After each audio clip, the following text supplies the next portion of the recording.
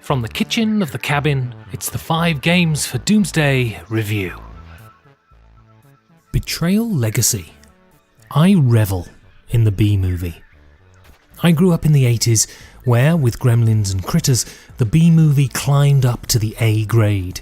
My youth was peppered with rubbery monsters and even more rubbery acting. When vampires and ghouls climbed down from the movie theatre and into the VHS machine, I could watch Jack, in An American Werewolf in London, slowly turn to pizza before I went to school in the morning.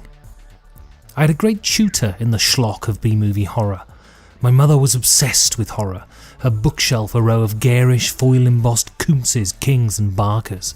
She immersed herself in the barbaric and the arcane.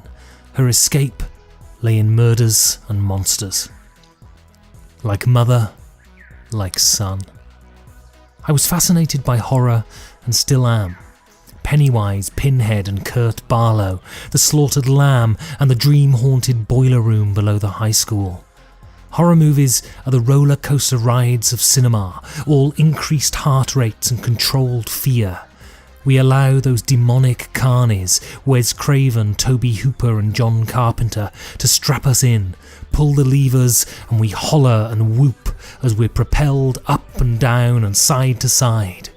They give us 2 hours of fear so we can get it out of our system before we go back into the real world. At least that's how it's supposed to work. Betrayal at House on the Hill was a light-hearted homage to those B-movie horrors, with evil-eyed psychos and devil dogs, a game of rudimentary mechanics and joyful haunts. The game was B-movie in form and function. Betrayal Legacy is an attempt to take this collection of mechanics and tropes and transpose it to the Legacy system. It is irreversible decisions and ripping up cards.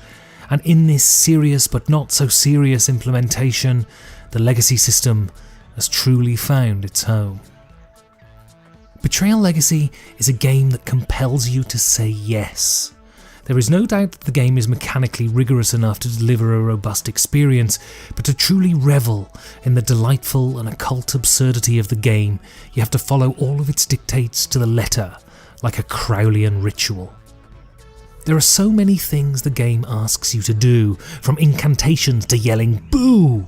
that are completely unnecessary for the game to function, and a grim-faced curmudgeon would refrain from doing them. But I implore you to jump into this game goat hooves first, because this is where the experience lies. A room full of people embarking on the unnecessary will be rewarded with the most fun you can have indoors without a glowing chalk circle on the floor. In Betrayal Legacy, players are the denizens of an ever-expanding house in the Connecticut countryside over the span of 200-odd years.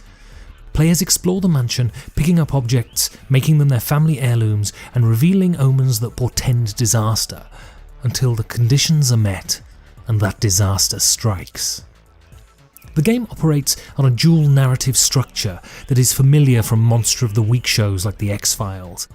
There is a greater narrative arc that develops over time, but it is subsumed from play to play by the travails of the current time period. This places the storytelling style in a different era from today. Gone are the pensive silences of modern prestige television.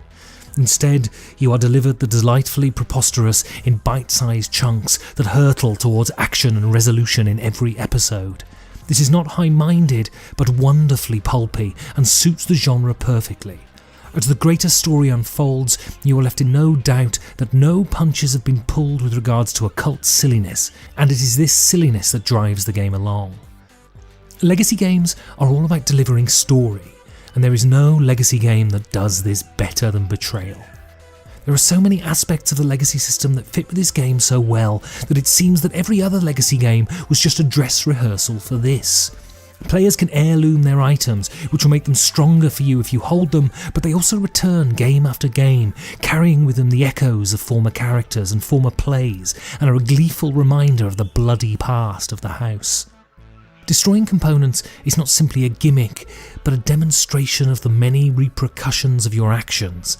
It is often said that the goal of good game design is to meld theme and mechanics, and Betrayal Legacy is faultless in this. It is in its writing, though, that Betrayal Legacy truly excels. It is constantly forced to ride the line between pomposity and ironic self-reverence, and it does it with a knowing panache. The game winks just enough to plant it firmly in its genre, but it never sells the story short with ironic knowingness. It presents the tropes to the players and allows them to take the piss out of them without doing it itself. As Pandemic Legacy took on the apocalyptic action genre, Betrayal Legacy wrestles schlock horror to the floor and exercises its mastery over it. It takes its narrative deadly seriously, and from that, the humour emerges. There is no doubt in my mind that this game is the finest implementation of the Legacy system to date. Betrayal Legacy is a game that is breezily playable, with a story that is just the right side of silly, and also encourages the kind of player interaction that is the gold standard for tabletop gaming. This is a game that fits its genre perfectly. If you are thinking about playing this game, then do it. Just not on a moonless night, or in a wax museum after dark. Thank you for listening. And you can support the show by going to patreon.com/5G4D.